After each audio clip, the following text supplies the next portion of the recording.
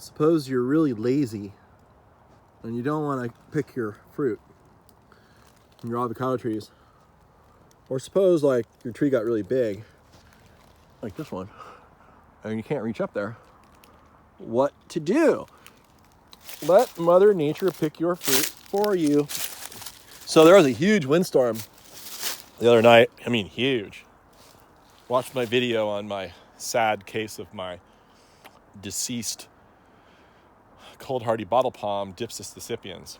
I'll put a link on the bottom. Anyway, yeah, pretty severe windstorm. Anyway, so what windstorms tend to do is they knock a lot of avocados off the trees, and that's a great time to pick them. I have another video of like why these are so small. It's my fault. It's not the tree's fault. And they're still really good, but they're extremely small right now. They still add up. They're a nice bite size right now.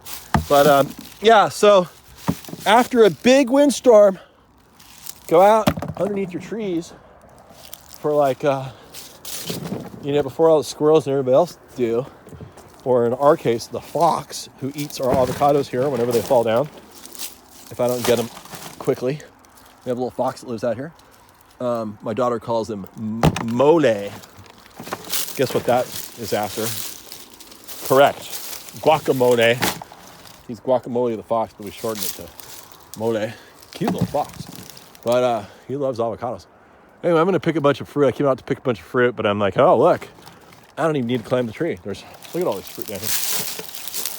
Bunches and bunches. But yeah, I haven't watered these trees for 3 years. I haven't fertilized them ever. Literally ever. I'm embarrassed to say that, but that's the truth.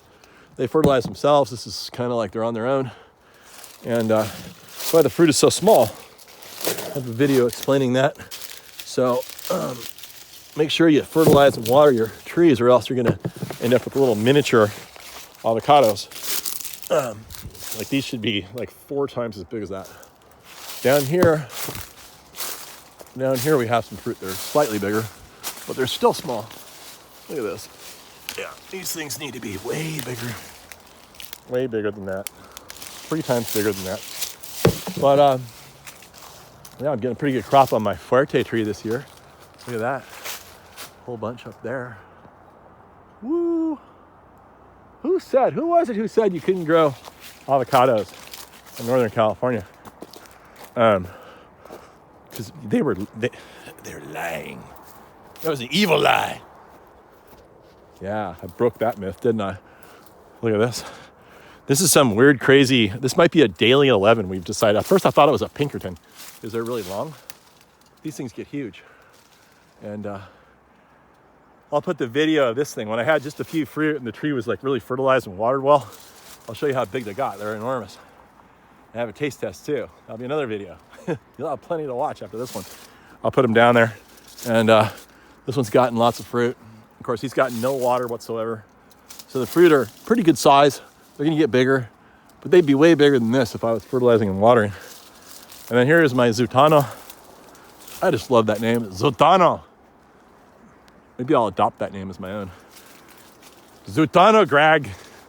Yeah, there's Zutano. Looking good, looking good. Sorry, I have not watered you at all. I promised, the deer knocked out all the irrigation down here. They just, like you turn it on, it sprays all over the place, total waste. I gotta get down here and redo all the lines. I've been too busy. Oh my God, this thing's suffering so badly. This will come right back. I'm gonna do it this year, I promise. But it's still producing, they're just little fruit. This is gym bacon. I've pulled hundreds and hundreds and hundreds of pounds of fruit off this tree. But I promise I'm gonna put the irrigation down here. These are ripe right now, actually. I could pick these. This is late, what? Windstorm. Late January 30th today. And I'm gonna be eating like a king. But even if you don't do anything to your trees, look, I mean, there's no input, no environmental input. There's no water, nothing. It just, once they're established, they still can linger along. Some places where there's groundwater, they can actually look really good without water. Here we're on a steep hill, south facing, it dries out. Chilean wine palm, no water ever, planted from a seed long ago. It's another good one you can eat. A little coconut-like fruit. Yeah, my bacon over here. It's putting out some fruit this year, despite the abusive conditions of his master, me. But those are going to be good to eat here, like any minute, starting in February. We got our lamb hoss over here. There's some lamb hoss coming along. This guy, he's got some decent fruit. Oh look, yeah, there's fruit in there. More fruit. Wait, who was it? Wait again. Now, what was the person's name you said that said that avocados won't grow here? Yeah, I can't remember either.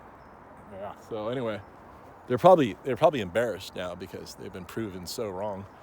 Anyway, come on down to Golden Gate Palms. We'll set you up, and then you take care of your trees the way I say, not as I do. You'll actually have some fruit that you can be proud of, and not have to, not have to be embarrassed of like I am now. So that's it. There you go.